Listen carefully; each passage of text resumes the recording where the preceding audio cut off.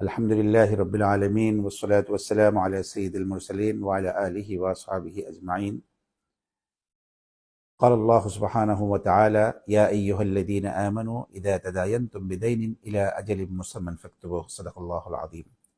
প্রিয় ভাই বোনেরা, আজকে গুরুত্বপূর্ণ একটি বিষয় নিয়ে আপনাদের সামনে এসেছি। তা হলো যে আপনাকে আমাকে দুনিয়ার জীবনে এই একবারই পাঠানো হয়েছে, একবারই আসার সুযোগ হয়েছে। দ্বিতীয়বার আমার দ্বিতীয়বার আসার আর কোনো সুযোগ হবে না। কাজেই একবারেই আমাদেরকে অত্যন্ত সাবধান হয়ে আল্লাহর হক এবং বান্দার হক আদায় করে আমাদেরকে এই পৃথিবী থেকে যেতে হবে।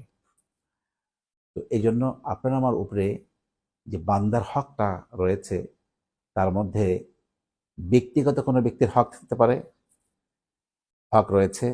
কোনো প্রতিষ্ঠানে যদি চাকরি করে থাকি আমরা, তাহলে প্রতিষ্ঠানের হক রয়েছে, রাষ্ট্রের হক রয়েছে। কেউ যদি মনে করুন বাংলাদেশের রাজস্ব থেকে একটি টাকা অন্যায়ভাবে খায়, একটি টাকা অন্যায়ভাবে ভোগ করে, বাংলাদেশের 18 থেকে 20 কোটি মানুষের কাছে আলাদা আলাদা তাকে ক্ষমা চাইতে হবে। সবাই যদি ক্ষমা করে তাহলে ক্ষমা হবে, না হলে ওই সবার কাছে ঋণে থেকে সে কিয়ামতের দিন উঠবে। আর একটা হলো প্রতিষ্ঠানের হক। কোনো প্রতিষ্ঠানে সে চাকরি করছে, কাজ না করে পয়সা নিল, অথবা প্রতিষ্ঠানের কোনো জিনিসকে অন্যায়ভাবে ভোগ করলো, অথবা প্রতিষ্ঠানের কোনো অন্য দিকের ক্ষতি করলো, তাহলে এই প্রতিষ্ঠানের সাথে সংশ্লিষ্ট আছে 5,000 মানুষের অধিকার।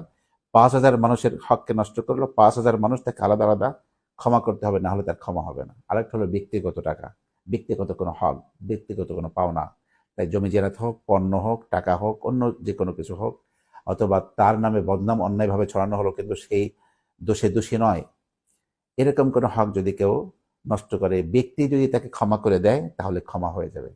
এই জন্য আমাদের দ্বারা যেন রাষ্ট্রের হক নষ্ট না হয়, প্রতিষ্ঠানের হক নষ্ট না হয়, ব্যক্তির হক নষ্ট না হয়।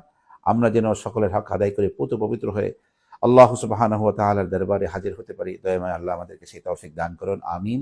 ওয়া আখিরু দাওয়ানা আলহামদুলিল্লাহি রাব্বিল আলামিন। আসসালামু আলাইকুম ওয়া রাহমাতুল্লাহি ওয়া বারাকাতুহু।